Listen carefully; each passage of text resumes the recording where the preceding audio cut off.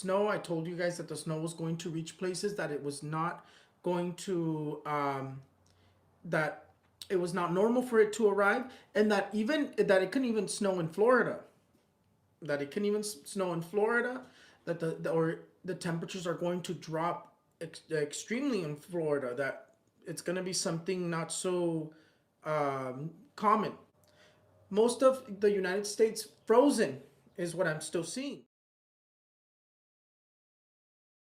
As low as 55 degrees below zero. Aaron McLaughlin is in New York City, where it is already snowing. Aaron, good evening. Hey, Hallie, that's right. The snow's been coming down here in Central Park with 3 to 6 inches in the forecast for New York City. That's enough to trigger the city's snowplows. Other major cities impacted by snow, including Philadelphia, Boston, and Washington, D.C. Here in New York, this situation is expected to subside by midnight tonight. But the cold, well, that's sticking around with 135 million Americans under cold alerts.